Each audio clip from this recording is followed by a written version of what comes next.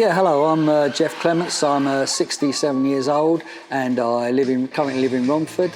For my job, I worked 44 years in banking. I've been retired quite a few years now. And I run a blog at the moment. I do londonshoes.blog is my blog, and where it looks at lesser known and more unusual aspects of London's history.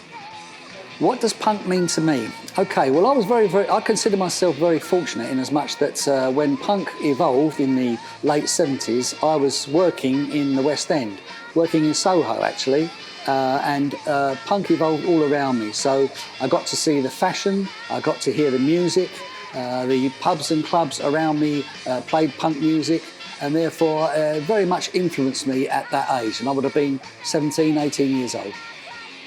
I think the punks in the older days, the challenges that they faced there was that, like any youth generation, they felt that they could change the world. And for the right reasons, you know, their ethics were for the right reasons, but I think they soon found out that for all their protesting and anti-establishment and whatever it may be, they got involved in, that at the end of the day, you know, you never beat the system will always beat you. And I think they found that out pretty soon. Yeah, did punk lose its original rebellion ideas? I think probably it did, and I think it probably lost it very quickly. From my personal perspective, having seen punk evolve, I would say it very much was a fashion statement and a fashion cult, as opposed to, let's say, for want of a better word, a political ethos to change the world, etc. Like most of these things, you know, it's a fashion, it becomes a fashion, and therefore people jump on the bandwagon with fashion. But let's be honest as well, you know, from my perspective, cash was made from the punk movement, yeah? Malcolm McLaren, the late Malcolm McLaren, who managed the Sex Pistols, used a phrase called cash from chaos. And wherever the punks went, there was chaos. The media loved that, and there was cash to be made where there was chaos.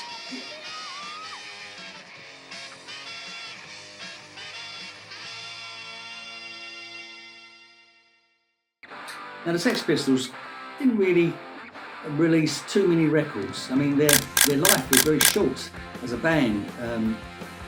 They did a tour of America, which sort of ended very abruptly because a lot of trouble followed them around. There was always aggravation and problems at their gigs. They always made the headlines, but for the wrong reasons. All good publicity for them. But as a band, they weren't around long. And you know, they released the 3 singles I spoke about earlier on, and plus other singles, but these were the 3 most powerful ones. But then they released just one album, one proper album they released, and that was this one here. Never Mind the Bollocks, is the Sex Pistols.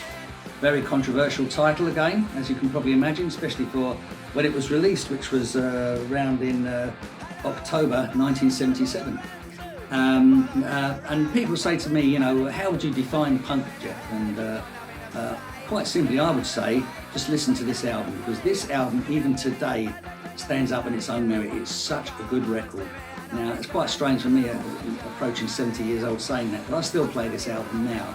Although the ethos and the ethics behind some of the lyrics and stuff don't really apply to me these days. So the lyric isn't saying anything that's applicable to me in my life at the moment. But it is still a very, very powerful record. And if you wanted to know what punk was really about, at its peak, for me, it's got the 3 singles on it.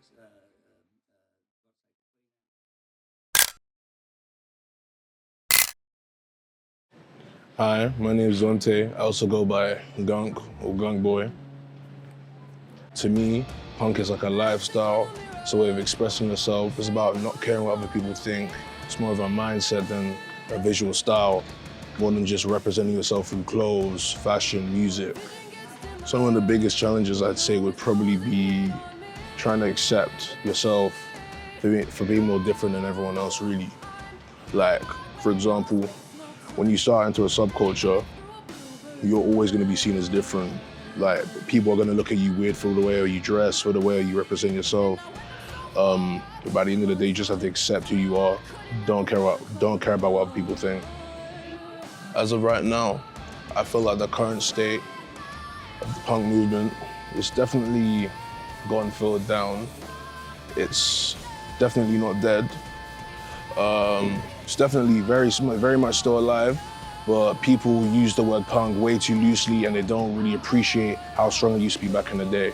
That's how I feel. I don't really give a shit about plastic punk.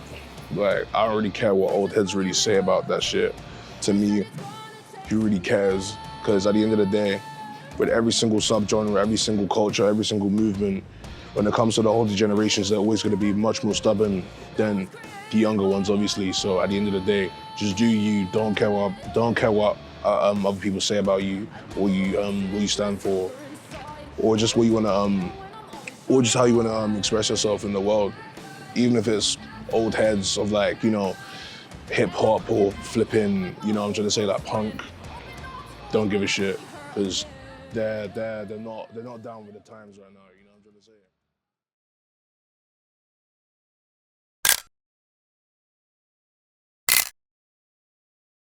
An exciting start to any show, the Buzzcocks, and have you ever fallen in love with somebody that you shouldn't have?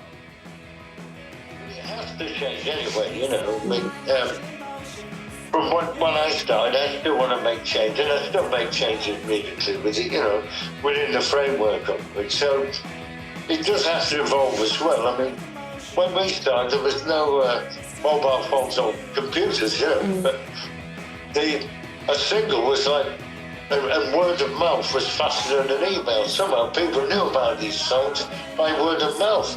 It's quite amazing to think that, huh? Yeah. So how did somebody in Australia know we had a single out from? You know, there wasn't all this world communication, you know. It's still alive there with that, you know. And the fact lots of young people come to our gigs, you know, means what we did is still relevant to them now, and musically, you know, and stuff like that.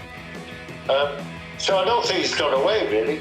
I mean, it's very abstract. Going back to the beginning, like I said, when it was about attitude from what's going on inside, because people used to say, like, oh, you know, punk's not really changed anything.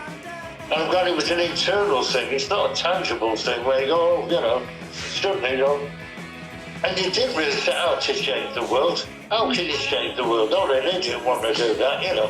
Yeah. You know, it's like, nobody cares about changing the world. But if you can change someone from the inside or affect their life in some way and inspire them, that's the thing. Just about inspiration, really. That's the most important thing. And a lot of people, going back to them early days, they walked away from our gigs like a different person, you know. I think they thought, you know, I could do that, or I might become a writer, or someone started fancying. I just thought, well, even if there's a road sweeper, once you start a punky, you sweep the roads in a different way, you know, kind of put a spring in your step and change your view of life, you know what I mean? Just had a powerful impact, you know. So I think people went away inspired, that was the key thing. Yeah, so I think that's it. I mean, people that come wild gigs,